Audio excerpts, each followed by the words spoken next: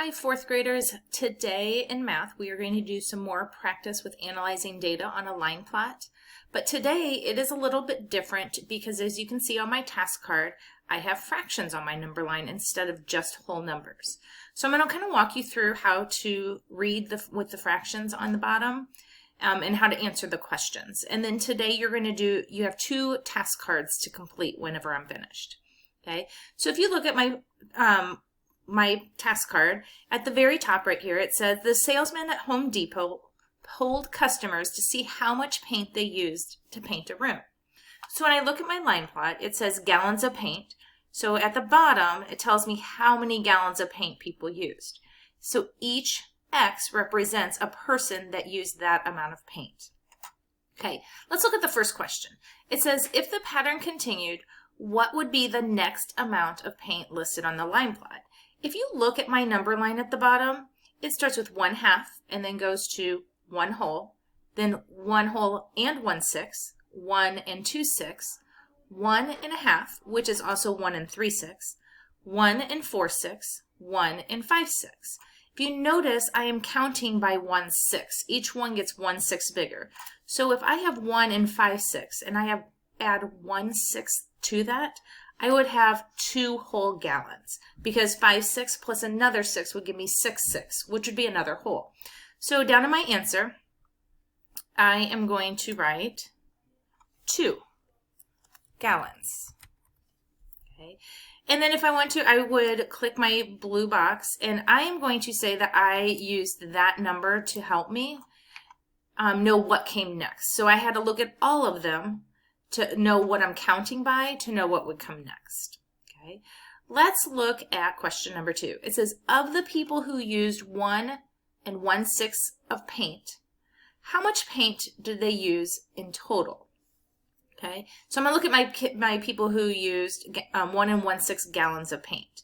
If I look above, there are 1, 2, 3, 4, 5 people who used 1 and 1/6 gallon of paint. That means I have to add 1 and 1/6 5 times. So I'm going to show you how that would look down in the answer.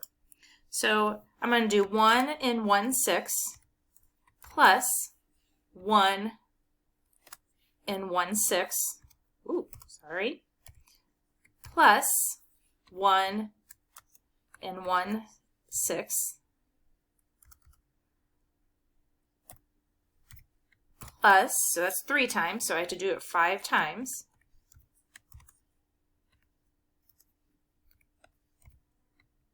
So I have 1, 2, 3, 4, 5. I'm going to put my equal sign. Okay, I'm going to show you how to add mixed numbers. Okay, first thing I'm going to do is I'm going to add my wholes. 1, 2, 3, 4, 5. So I have 5 wholes. Now I'm going to add my 6. I have 1/6, another 6, another 6, another 6, and another 6. So I have 1, 2, 3, 4, 5, 6. So that's my fraction part. 1 and 5/6. Notice I added my whole numbers first, and then I added my fractions together next. So let's look at how many more people used 1 and 1/6 than who used 1 and 4/6. So now I'm going to compare. So the amount of people used 1 and 1/6 I know is 5 because that was in my last question. And then the number of people who used 1 and 4/6. I'm going to count 1, 2, 3, 4, 5. They're the exact same. So it says how many more people, they're equal. So I'm going to write equal. Okay.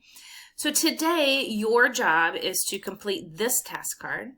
Notice there's fractions at the bottom. This one talks about teaspoons of medicines. Okay. Notice that they bold a lot of the keywords like less than, more than. So you're going to have to look at more than one amount. Okay. And in this task card, it says how many kids are shown on this line plot. Each X represents a student or a kid. Okay. So you have to make sure that you count all of these people. Okay. Notice that the numbers at the bottom show the distance in blocks from school. So these students live 1 block from school. These students live 1 2/5 blocks, 1 4/5 blocks from school. These students live 2 blocks away from school. Okay? And then you write your answers at the bottom.